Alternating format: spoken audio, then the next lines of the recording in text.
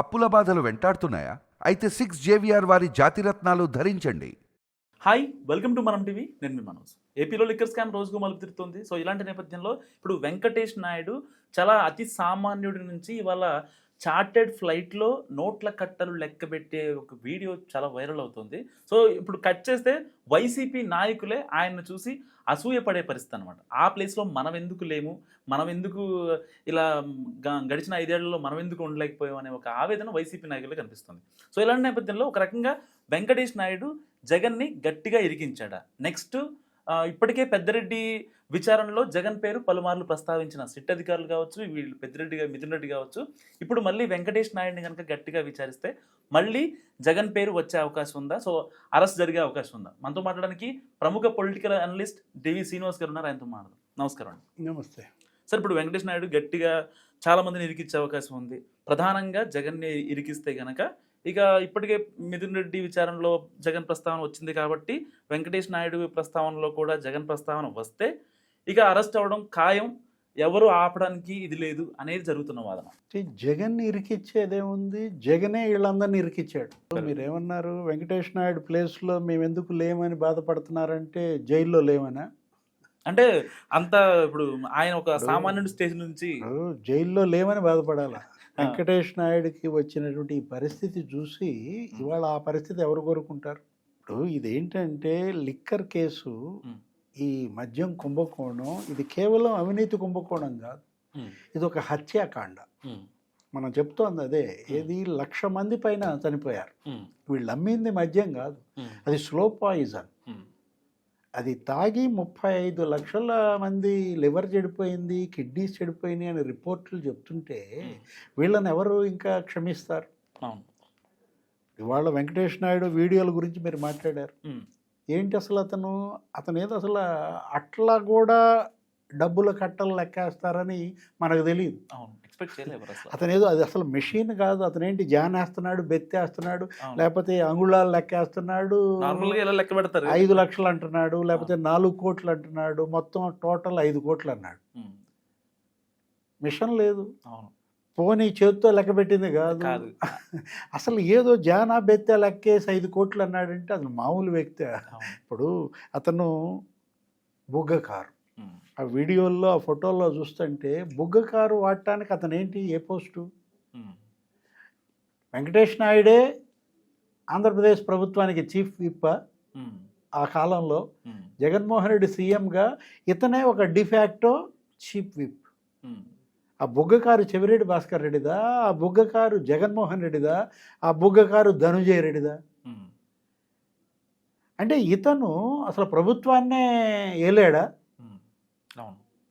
మొత్తం ఇతనే నడిపినట్టుగా కనపడుతుంది. వెంకటేష్ నాయుడే ఆంధ్రప్రదేశ్ ప్రభుత్వాన్ని నడిపినట్టుగా కనపడుతుంది. దొబ్బేసిన డబ్బుని ఎవరి వాటా వాళ్ళకి ఎంత ఇవ్వాలి ఏంటి అనేది. బుగ్గ కారు ఎవరు ఎక్కుతారు, ఎవరది వాడాలి? ఐఏఎస్లో లేకపోతే అతను ఎవరు? ధనుంజయ రెడ్డి బుగ్గ కారులో వెళ్ళాడంటే అర్థం. అంటే ధనుంజయ రెడ్డే తన బుగ్గ కారు వెంకటేష్ నాయుడుకి ఇచ్చాడా? చెవిరెడ్డి భాస్కర్ రెడ్డి చీఫ్ విప్గా తన బుగ్గ కారు వెంకటేష్ నాయుడుకి ఇచ్చాడు. స్పెషల్ ఫ్లైట్ దగ్గరికి వెళ్ళిపోయింది అది. అసలు ఆ కారు ఇతను ఫ్లైట్ దిగటం, అది ఎక్కటం, అది దిగటం, ఫ్లైట్ ఎక్కడం. అసలు ఏ దేశాలకు వెళ్ళాడు వెంకటేష్ నాయుడు? పర్యటనలు ఏంటి? వాటిపైన విచారణ జరిపించాలి. ఎందుకంటే ఈ లిక్కర్ కుంభకోణం ఇది 1000 కోట్లు మనీ లాండరింగ్ విదేశాలకు జరిగిందంటున్నారు. ఎక్కడో టాంజానియాలో ఇతను కూడా వెళ్ళాడన్నారు. చెవిరెడ్డి భాస్కర్ రెడ్డితో పాటు డన్ ఇన్ఛార్జే చెప్పాడు. తాడేపల్లి డన్ ఇన్ఛార్జి అతను ఎవరు? ఆ ప్రణయ్ ప్రకాష్ అనేవాడు నాతో పాటు మరి ఆ లాడ్జ్లో వారం రోజులు టాంజానియాలో వెంకటేష్ నాయుడు, చెవిరెడ్డి భాస్కర్ రెడ్డి ఉన్నాడని అతను చెప్పాడని మీడియాలో కథనాలు మనం చూస్తున్నాం. సిట్ ఇచ్చినటువంటి ఆ రిపోర్ట్లో కూడా అదే ఉన్న. దీంట్లో జింబాబ్వే, లేకపోతే ఐవరీ కోస్ట్, కెన్యా, అటు ఆఫ్రికా దేశాలే కాదు, దుబాయ్లో వీళ్ళు వ్యాపారాలు చేశారు. వెంకటేష్ నాయుడు అక్కడెవరు? ఆ బూనేటి చాణక్య, అక్కడెక్కడో ట్రక్కర్ లాజిస్టిక్స్ అనే ఒక కంపెనీ, దాని పేరు ఏదో ట్రక్కర్ అయితే దానికి కూడా వీళ్ళు కాపీ కొట్టి ట్రక్కర్ అని పెట్టి అక్కడ ఏదో వ్యాపారాలు చేశారంటున్నారు. వాటన్నిటిపైన ఇవాళ విచారణ జరపాలి, ఇంటర్పోల్ సహకారం తీసుకోవాలి, సిబిఐ, ఈడీ, సిట్, ఇంటర్పోల్ ఇవన్నీ దర్యాప్తు సంస్థలు 4 కమ్ముకుంటే తప్ప 4 వైపులా వీళ్ళు తప్పించుకోకుండా వీళ్ళని కట్టడి చేయటం కాదు, ముందు డబ్బు రికవరీ చేయాలి. ఎగ్జాక్ట్లీ. కొన్ని వేల కోట్లు విదేశాలకు వెళ్ళిపోయినటువంటి పరిస్థితుల్లో ఆ డబ్బు మళ్ళీ స్వదేశానికి రప్పించాలి. ఎవరైతే చచ్చిపోయారో, ఎవరి లివర్ కిడ్నీస్ అయితే దెబ్బతిన్నాయో ఆ కుటుంబాల సంక్షేమం కోసం ఆ డబ్బుని వినియోగిస్తేనే ఇది ఒక లాజికల్ ఎండ్కి చేరుతుంది. జగన్మోహన్ రెడ్డి అరెస్ట్ అవుతాడా, అరెస్ట్ కాడా, మేడం భారతి అరెస్ట్ అవుద్దా, అరెస్ట్ కాదా, ఇది కాదు. శిక్షలు తప్పవు, శిక్షించాల్సిందే. చేశారు కాబట్టి శిక్ష తప్పదు. ఇదొక గుణపాఠం కావాలి. భవిష్యత్తులో ఎవరు ఇలాంటి హత్యాకాండకి పాల్పడకూడదు. వీళ్ళు అమ్మింది మద్యం కాదు, వీళ్ళు అమ్మింది ఏంటి, విషం అన్నమాట. వీళ్ళే డిస్టిలరీలు కబ్జాలు చేశారు. అదేమంటే వాళ్ళ ఛానల్లో లేకపోతే వాళ్ళ పేపర్లో వాళ్ళు మాట్లాడే ఆ ప్రెస్ మీట్లో డిబేట్లలో మాటలు ఎలా ఉన్నాయి, అక్కడేదో 2000 రూపాయల నోట్ల కట్ట ఉంది, 2000 ఎప్పుడో రద్దు చేశారు కదా అంటారు. అంటే ఇప్పుడు అదే పేపర్లో మళ్ళా 6071 కోట్ల రూపాయలు 2000 రూపాయల నోట్లు తిరిగి రాలేదు అని ఆర్బీఐ ప్రకటన మా దగ్గరకు పంపండి, లేదు పోస్ట్లో పంపినా మేము మళ్ళా వాటిని తీసుకుంటామని ఆ ప్రకటన వేస్తారు. అంతకుముందు ఒక వీడియో వచ్చింది సిట్టు, ఆ వీడియో కూడా ఇంకా బయట పెట్టినట్లేదు, వచ్చిందని మనం వార్తలు చదివాం. ఎవరో నల్ల దుస్తుల స్వామీజీ, అక్కడ షెల్ఫ్లు, లేకపోతే అక్కడ రాక్స్, అక్కడేదో మన లైబ్రరీకి వెళ్తే కనుక పుస్తకాలు పెట్టినట్టుగా ఈ నోట్ల కట్టలు ఆ షెల్ఫ్ల నిండా ఆ రూమ్. ఈ 500 రూపాయల బండిల్స్ చంద్రగిరికి పంపండి, ఈ 200 రూపాయల బండిల్స్ ఒంగోలు పార్లమెంటుకి పంపండి. అంటే మొన్న ఎన్నికల్లో ఈ డబ్బే ఖర్చు పెట్టారు ఒక 50 అసెంబ్లీ నియోజకవర్గాల్లో చెవిరెడ్డి ద్వారా. అంటే సమన్వయకర్తలు ఒక 6 ఉన్నారు అప్పట్లో. ఎటు వెళ్ళాలి ఏంటి అనేది చూసుకోవడం. వైసీపీ ఎన్నికలకు సమన్వయకర్తలుగా పెట్టిన 6లో ఇతను ఒకడు, చెవిరెడ్డి భాస్కర్ రెడ్డి. మిథున్ రెడ్డి ఒకడు, ఆయన ఉభయ గోదావరి జిల్లాలు చూశాడు. మరి ఆయన ఎంత డబ్బు ఖర్చు పెట్టాడు ఓట్ల కొనుగోళ్ళకి మధ్య డబ్బు. సజ్జల కొన్ని చూశాడు, సజ్జల రామకృష్ణారెడ్డి, ఆయన ఎంత ఖర్చు పెట్టాడు, ఈ డబ్బే వెదజల్లారు జనం. అంటే జనం రక్తం పీల్చింది వీళ్ళే, మళ్ళా ఆ రక్తం మద్యం రూపంలో ఎక్కించడానికి ఈ డబ్బులతో ఓట్లు కొన్నారా. అదేమంటే సజ్జల రామకృష్ణారెడ్డి ఏమంటాడు, ఒక కమిషన్ వేసుకోండి అంటాడు. ఒక జ్యుడిషియల్ కమిషన్ వేయండి, దాని మీద ఒక కమిషన్ వేయండి, దీని మీద ఒక కమిషన్ వేయండి అంటాడు. చాలా సింపుల్గా మాట్లాడతాడు. కమిషన్లు అంటే ఏంటి, అరెస్టులని ఆపుకోవటం కోసం కమిషన్ల మాట ఎత్తారా. అంటే ఊహించలేదా ఈ విధంగా మిథున్ రెడ్డిని అరెస్ట్ చేస్తారు, చెవిరెడ్డి భాస్కర్ రెడ్డిని అరెస్ట్ చేస్తారు అని. ఇప్పుడు మేము జగన్మోహన్ రెడ్డి అరెస్ట్కి కూడా ప్రిపేర్ అవుతున్నాం అన్నాడు. ఏంటి నువ్వు ప్రిపేర్ అయ్యేది, దేనికి ప్రిపేర్ అవుతున్నావు, నువ్వు కూడా జైలుకి వెళ్ళడానికి ప్రిపేర్ అవుతున్నావా. ఇప్పుడు ఇక్కడ 5 కోట్ల రూపాయలు మిథున్ రెడ్డి ఆ కంపెనీ పిఎల్ఆర్ ప్రాజెక్ట్స్లోకి వచ్చింది. లోకేష్ సవాల్ చేశాడు, ఏది లిక్కర్ కంపెనీ నుంచి పిఎల్ఆర్ ప్రాజెక్ట్స్లోకి 5 కోట్లు వచ్చాయి బ్యాంక్ ఆఫ్ మహారాష్ట్ర ఆ పలానా అకౌంట్లోకి, కాదని చెప్పగలడా పెద్దిరెడ్డి రామచంద్రారెడ్డి అని లోకేష్ సవాల్ చేసి 3 రోజులు అయింది. ఎవ్వరు దాని గురించి మాట్లాడరు. అంటే వచ్చిన మాట వాస్తవం. నెలకి 5 కోట్లు కమిషన్లు మిథున్ రెడ్డికి ఇచ్చారని, నెలకి 5 కోట్లు కమిషన్ సాయిరెడ్డికి కొన్నాళ్ళు ఇచ్చారు, తర్వాత ఆపేశారని, అందుకే సాయిరెడ్డి వీళ్ళందరినీ పట్టించాడని కదా. దీని వెనుక కర్త కర్మ క్రియ కేసిరెడ్డి రాజు అని సాయిరెడ్డే చెప్పాడు. అవును, ఆధారాలతో సహా. సాయిరెడ్డిని బట్టెబాజ్ అంటాడు. ఎవరు, కేసిరెడ్డి రాజు. అసలు సాయిరెడ్డి నీ గురించి మొత్తం చిట్టా అంతా చెప్తాను, నేను ఇంకో వీడియో వదులుతానన్నాడు, వదల్లా. ఈలోపు జైలుకు పోయినట్టున్నాడు. అంటే ఎవరు ఇక్కడ బట్టెబాజ్, అందరూ బట్టెబాజులే. జగన్మోహన్ రెడ్డి దగ్గర నుంచి, చెవిరెడ్డి దగ్గర నుంచి, మిథున్ రెడ్డి దగ్గర నుంచి అందరూ బట్టెబాజులు. బట్టెబాజు పార్టీగా మారినటువంటి ఈ పార్టీ ఇవాళ నో ఎక్స్క్యూజ్, వీళ్ళని క్షమించకూడదు అనమాట. ఏది వీళ్ళు చేసినటువంటి పాపానికి, వీళ్ళు చేసినటువంటి నేరాలకి వీళ్ళని అసలు ఇప్పుడు ఏ కోర్టు కూడా వీళ్ళకి ఎందుకని బెయిల్ ఇవ్వలేదు? ఒకవేళ ఇది తప్పుడు కేసు, మీరన్నట్టు ఆధారాలు లేవు అనుకుందాం, మరి మీకు హైకోర్టు ఎందుకు ఇవ్వలే బెయిల్? అవును. ఒకవేళ హైకోర్టు కొద్దిగా బెసిగిన సుప్రీంకోర్టు సుప్రీంకోర్టుకి వెళ్తే ఎందుకని ఫైర్ అయింది? అవును, సరే సరెండర్ అయిపోమని చెప్పాను. వాళ్ళు అడిగారు మిథున్ రెడ్డి ఏమని, ఒక వారం రోజులు గడువు ఇవ్వండి లొంగిపోవటానికి అన్నారు. వారం కాదు 3 రోజుల్లో లొంగిపోండి అని చెప్పి ఆదేశించిందంటే ఇవాళ ఈ కేసు పైన కోర్టులకు ఉన్నటువంటి అభిప్రాయం, ఈ కేసుల పైన ఇవాళ దర్యాప్తు సంస్థలకు ఉన్నటువంటి అభిప్రాయం, వేల కోట్లు దోచేశారు, వేల కోట్లు విదేశాల్లో దాచుకున్నారు. ఆ విదేశీ పర్యటనలన్నిటిపైన విచారించాలి.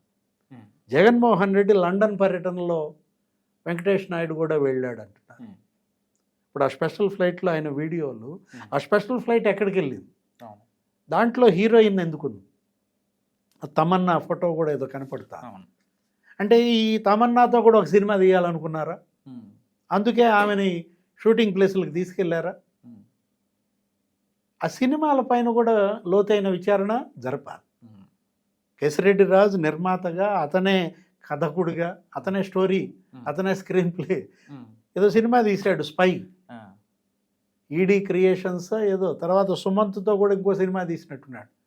ఎవరో పాన్ ఇండియా హీరో, ఆయన భార్య అకౌంట్లో నుంచి ₹1 కోటి వీళ్ళ అకౌంట్లోకి వచ్చాయి. ఎందుకు వచ్చాయి? ఆ పాన్ ఇండియా హీరో భార్యకి వీళ్ళకి ఏంటి సంబంధం? ఆమె ₹1 కోటి మీకు ఇచ్చిందంటే మీరు ఆమెకి ఏమైనా బ్లాక్ మనీ ఇచ్చారా? అలా వైట్ చేసుకున్నారా? ఇట్లా ఎంతమంది మరి వీళ్ళ అకౌంట్స్లో డబ్బులు వేశారు? ఈ సినీ ఫీల్డ్లో ఎంతమందికి అడ్వాన్స్లు ఇచ్చారు? తమన్నాకు కూడా అడ్వాన్స్ ఇచ్చారా? ఒక 5-6 సినిమాలు తీయాలని అడ్వాన్స్లు ఇచ్చారు అన్నట్టుగా మనం కథనాలు విన్నాం. అంటే అటు సినిమాల పైన దర్యాప్తు జరపాలి, ఇటు ఈ విదేశీ పర్యటనలు, టాంజానియా, లేకపోతే జింబాబ్వే, కెన్యా, దుబాయ్, అక్కడ వ్యాపారాలు. జగన్మోహన్ రెడ్డి లండన్లో వీళ్ళు ఎందుకు వెళ్ళారు? ఆ రోజు లండన్లో విజయసాయి రెడ్డి వెళ్ళాడు, ఎందుకు? ఏం తీసుకెళ్లారు స్పెషల్ ఫ్లైట్లో వీళ్ళు? అక్కడ లండన్ దగ్గర మరి వీళ్ళే ఒక బ్యాంక్ పెట్టారంటున్నారు, వీళ్ళే ఒక దీవి కొన్నారంటున్నారు. అందులో వాస్తవం ఎంత? అవి నిజమేనా?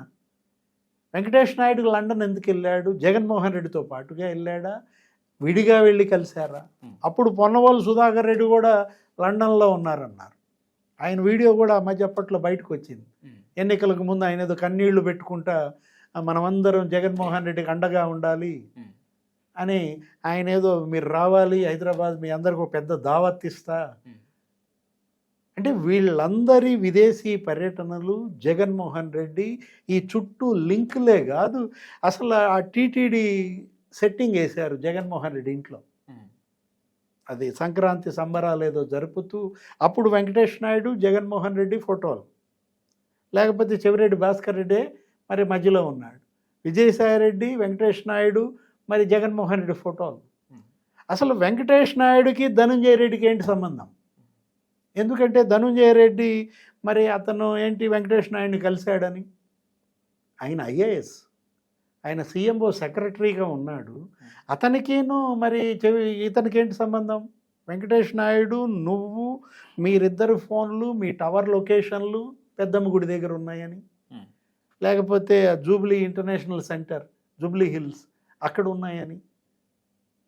ఐఏఎస్గా ధనుంజయ రెడ్డి ఎవరన్నా ఐఏఎస్లను కలిశాడంటే అర్థం. అవును. లేకపోతే ఎవరైనా ఇన్వెస్ట్మెంట్స్, లేకపోతే పెట్టుబడిదారులు, లేకపోతే రాష్ట్రంలో కంపెనీలు పెట్టేవాళ్ళు, మంత్రులు, వీళ్ళతో ఉన్నాడంటే అర్థం ఉంది కానీ, ముఖ్యమంత్రితో ఉన్నాడంటే అర్థం ఉంది కానీ, ఈ క్యాష్ హ్యాండ్లర్లతో ఆయన ఉండటం ఏంటి?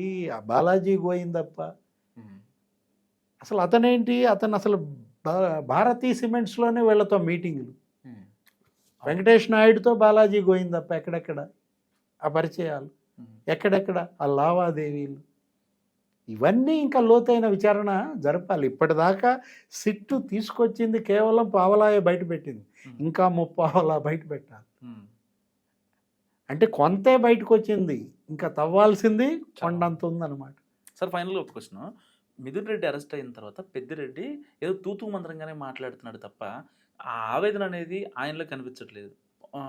అరెస్ట్ చేశాక రాజమండ్రి వెళ్ళారు, అక్కడ ఉన్నారు, కొన్ని కొన్ని చూసుకుంటున్నారు. మళ్ళీ నిన్నే హైదరాబాద్ వచ్చారు. ఇక్కడ కొన్ని పిఎల్ఆర్ సంబంధించిన కొన్ని వాటి గురించి చూసుకున్నారు. ఆడిటర్లతో మీటింగ్ అయ్యారు. ఇంకేం ట్రాన్సాక్షన్ జరిగినాయి అంటే ఇప్పటిదాకా ఎలక్ట్ అవ్వని పెద్దిరెడ్డి రామచంద్రారెడ్డి మిథున్ రెడ్డి అరెస్ట్తోనే ఎలక్ట్ అయ్యాడంటారా? అంటే ఇవాళ దీనికోసమా నీ రాజకీయం, ఉమ్, ఈ పరిస్థితిగా నీ వ్యాపారం?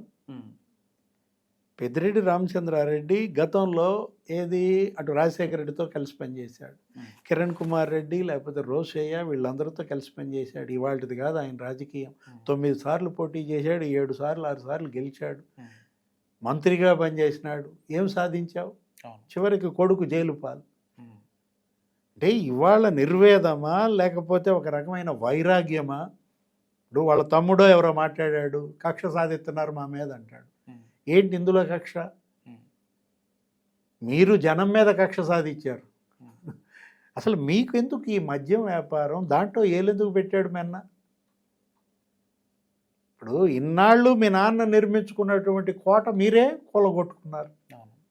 ఇప్పుడు కొడుకులు కలిసి రాలేదన్న ఆవేదనతో ఇవాళ పెద్దిరెడ్డి మరి సైలెంట్ అయ్యాడా? ఉమ్, అంటే ఇప్పుడు రాజకీయం మనం చేశామంటే, లేకపోతే మన వారసులకి రాజకీయ వారసత్వాన్ని ఇచ్చామంటే ప్రజల్లో ఒక ఇమేజ్ ఉండాలి. అవును. ఇప్పుడు ప్రజల్లో ఒక గౌరవం ఉండాలి, ప్రజాసేవ చేయాలని రావాలి. కానీ రాజకీయంలోకి దోపిడీ కోసమే వీళ్ళ రాజకీయమా? ఉమ్, దోచుకోవడం దాచుకోవడం. ఏముంది? చేసుకున్న వాళ్ళకి చేసుకున్నంత మహదేవ ఇవాళ అనుభవిస్తున్నారు. అవును. థ్యాంక్ యూ సో మచ్ అండి. Thank you so much sir. So ఇది శ్రీనివాస్ గారి అనాలిసిస్. చూస్తూనే ఉండండి మనం టీవీ.